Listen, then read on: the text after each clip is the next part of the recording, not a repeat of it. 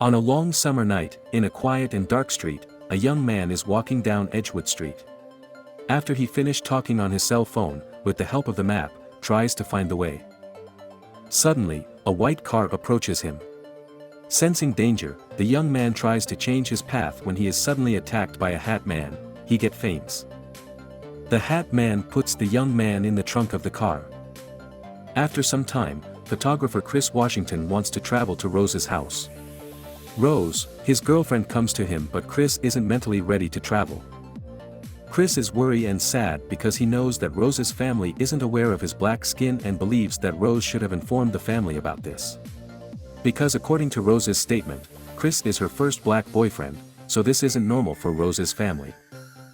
Rose reminds Chris that her father was very fond of Obama and would have voted for him for the third time if he could.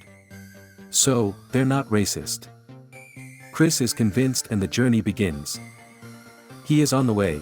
He attempts to smoke a cigarette, which is prevented by Rose. Also on the way, he calls his friend Rod, who is the airport security police.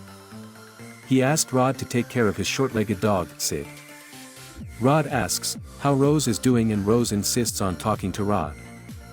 With humor, Rose says that the reason for her friendship with Chris is to reach out to Rod. Chris takes the phone away from Rose.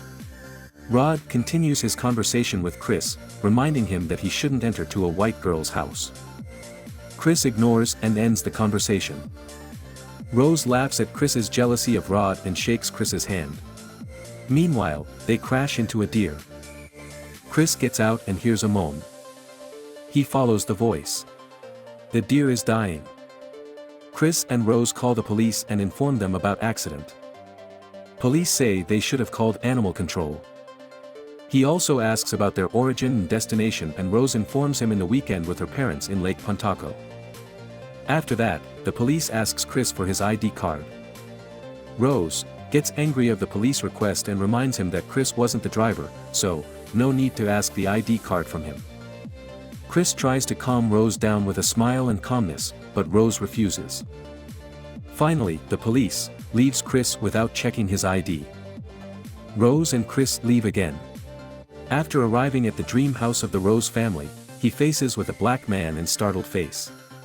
Rose introduces him as the caretaker of the land. Rose's parents come to welcome them. Rose introduces Chris. Dean and Missy Armitage, Rose's parents, give Chris a warm welcome. Rose tells the story of the accident with the deer. Dean doesn't express his displeasure, because in his opinion, the deer are hurting the ecosystem, and he hates them so. Macy apologizes for Dean's behavior. After a bit of embarrassment in Chris's presence, Dean invites him to patrol the house. Dean shows his wife's office where she holds psychiatric sessions for his patients. Then reaches to the family photos and Jeremy's introduction, Rose's younger brother, who is studying medicine. Then he shows an old photo of his father from the 1936 Olympics. Dean's father loses this match to the black Jesse Jones. Then Verdi shows the door to the basement, which has been kept closed due to the presence of parasites in it. After that they enter the kitchen and Dean introduces Georgina, the maid of the house. Finally, they enter the compound, which is a completely private space, since the closest house to them is on the other side of the lake.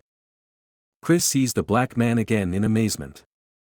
Dean explains to Chris that having a black crew in the service of a white family isn't in its stereotypical sense. In fact, Georgina and Walter were Dean's parents' nurses and continue to live with the Armitage family after his parents' death. Dean adds that he hates to sound racist. After that, Chris talks with Rose and her parents outside the house.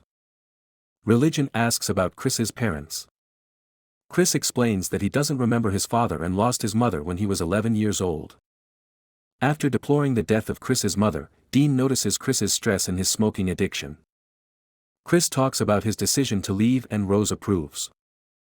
Dean suggests that Chris use Macy's method to quit. He goes on to explain that he also uses Macy's treatment method, which is hypnosis. He quit smoking and now he hates smoking.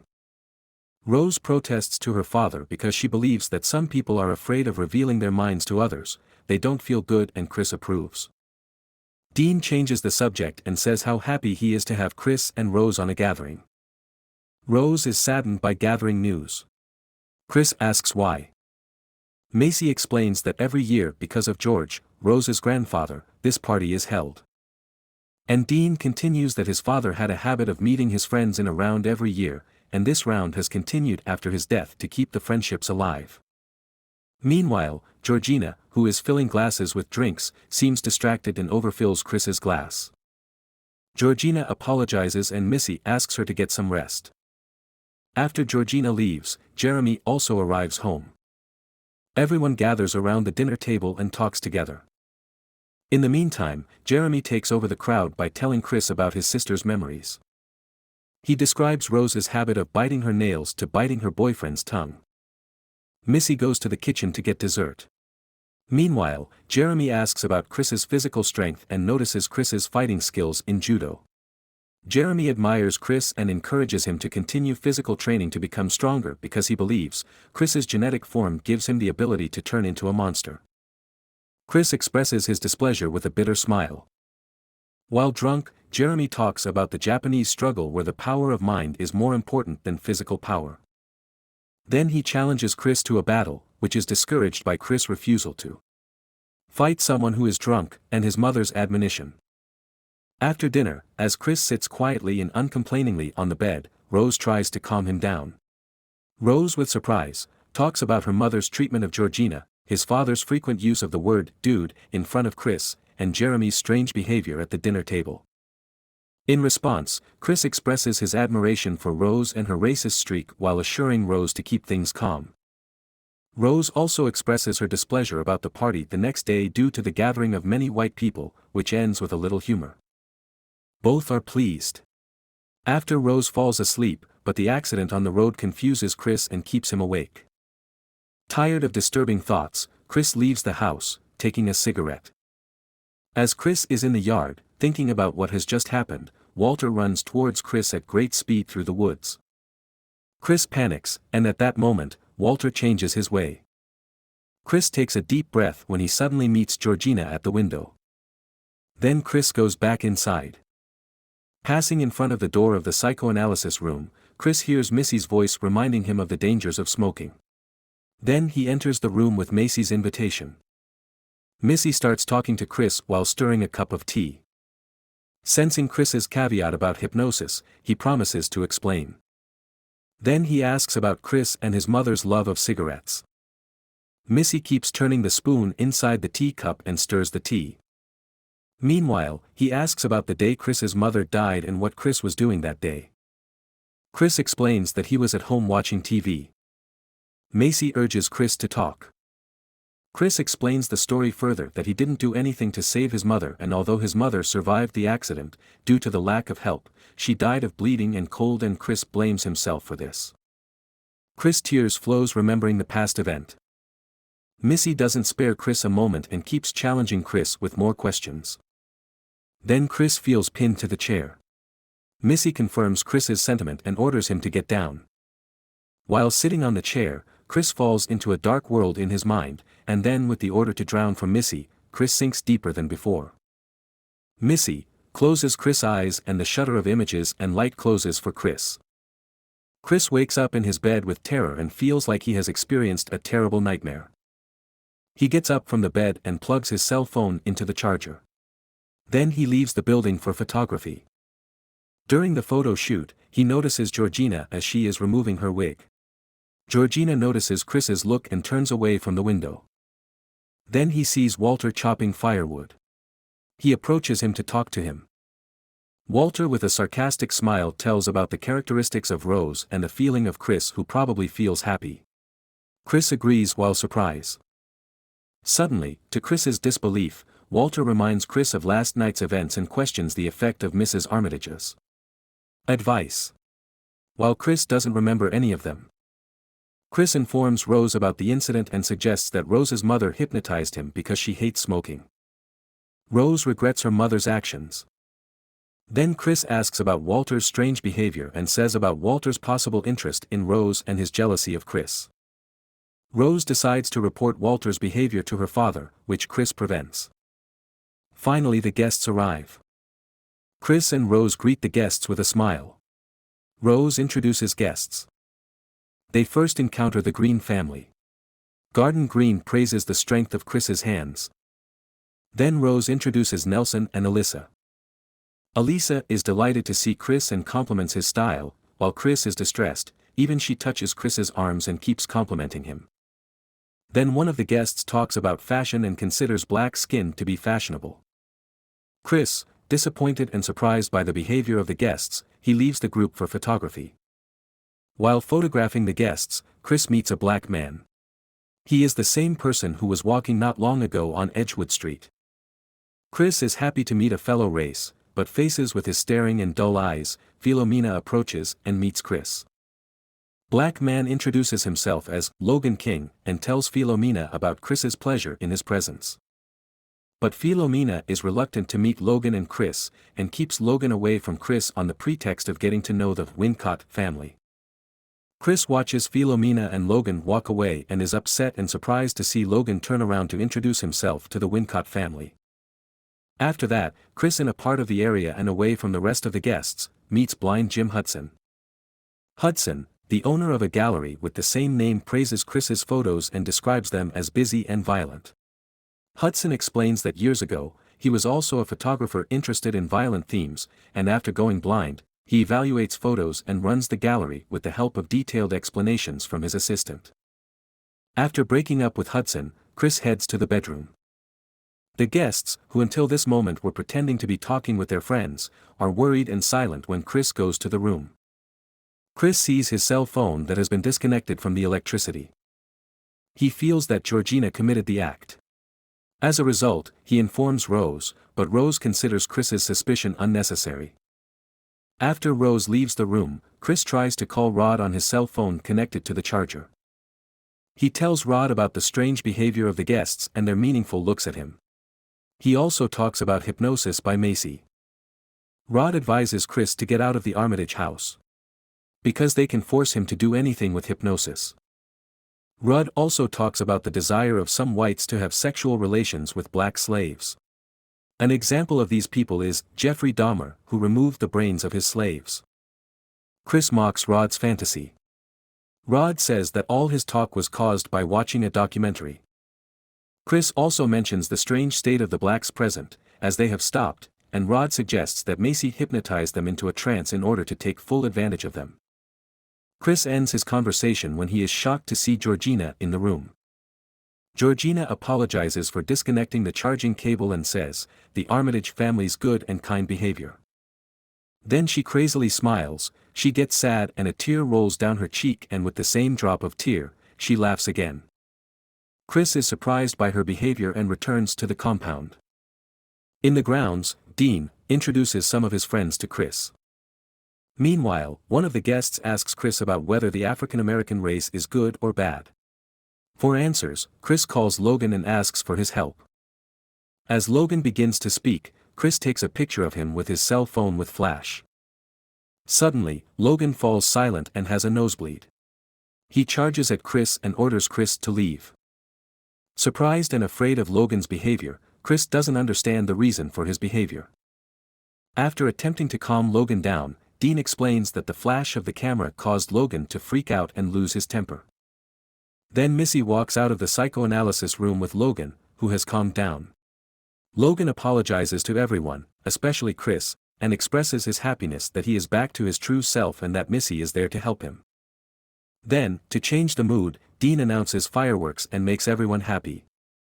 Seeing Chris deep in thought, Rose invites Chris for a walk. Rose and Chris at a distance from the guests, they talk by the lake. Chris believes that Logan didn't have a seizure due to his cousin's epilepsy. He also says that Logan looks familiar to him. Then he advises Chris to leave the house as soon as possible. Chris's phone goes off. Anxious, Chris tells Rose that they must return tonight. Rose goes downstairs to get her bag. Chris is collecting his things when the open door of the closet under the stairs attracts his attention. Inside the closet, he comes across a chest full of photos. Pictures of Rose and her various black boyfriends, including Walter and of course Georgina. Rose arrives and Chris pretends to be looking for his camera. Then they go to the exit door together.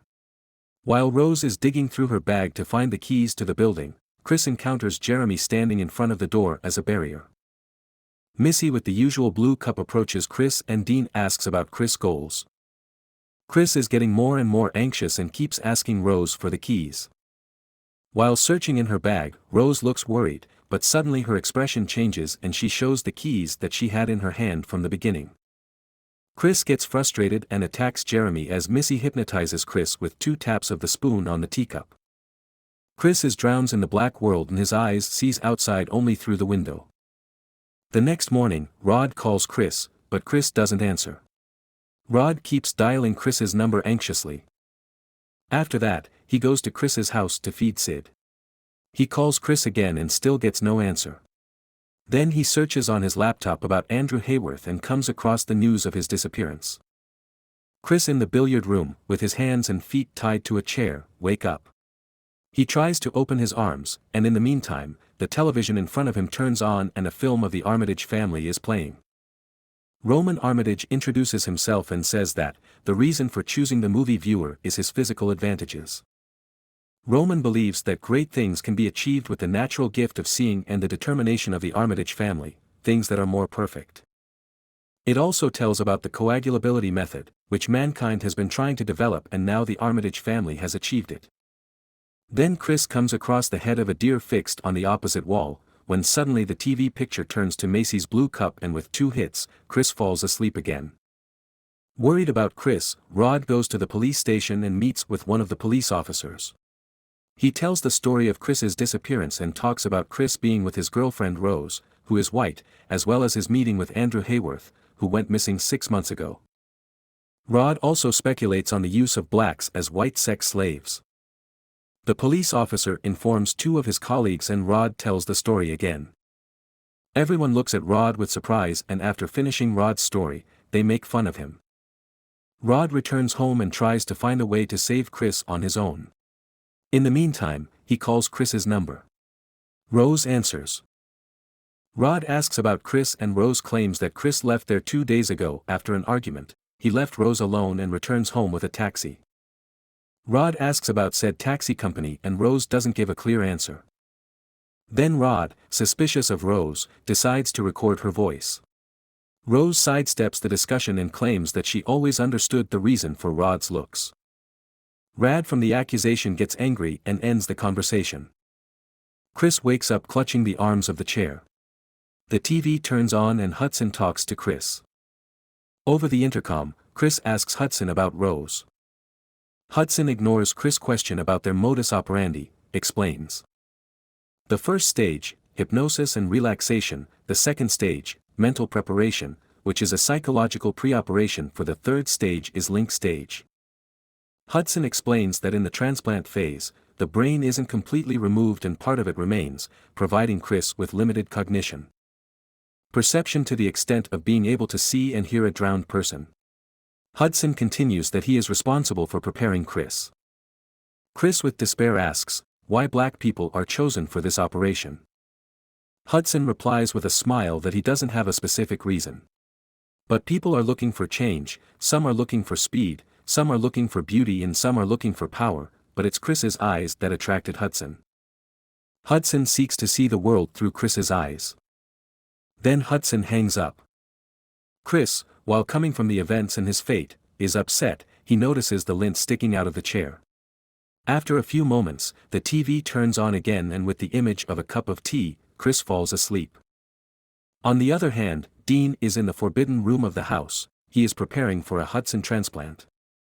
Jeremy enters the pool room to take Chris to surgery. He opens Chris's arms and legs. Then, while preparing Chris's serum, Chris hits him in the head with a billiard ball. After giving Jeremy a few blows to the head, Chris pulls the hairs from the chair handle out of his ear.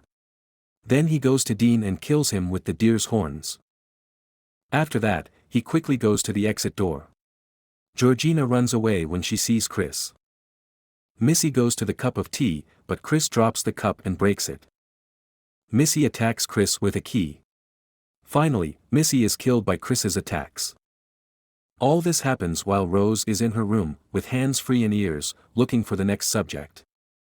Chris goes to the white car with his helmet inside and after driving, he calls the police. While moving, he crashes with Georgina. Rose hears the crash sound. Chris struggles with himself, then, tormented by his mother's death, he goes to Georgina's help and carries her to the car. Chris leaves and Rose arrives at the compound with a shotgun. In the car, Georgina regains consciousness and argues with Chris as her wig falls off and a stitch on her forehead. Chris loses his balance and hits a tree. Rose approaches and fires a bullet. Also, she orders Walter to arrest Chris. Walter knocks Chris to the ground. Chris, unable to handle Walter's power, pulls Walter out of his trance with the flash of his cell phone camera. Walter's nose bleeds. He takes the gun from Rose and aims at Rose instead of Chris. Then with another shot, he kills himself. After a few seconds, Chris notices Rose struggling to reach for the gun. He goes to Rose. Rose tries to capture Chris's mind with romantic words, but Chris squeezes Rose's throat with the intention of killing her and gives up his decision in a moment. Meanwhile, the police arrive. Chris surrenders himself and Rose asks for help. But suddenly the car door opens and Rod gets out. Chris gets into the police car and asks Rod about how he finds him. Rod replies that he is an airport security cop and is somewhat familiar with these matters. Then they leave.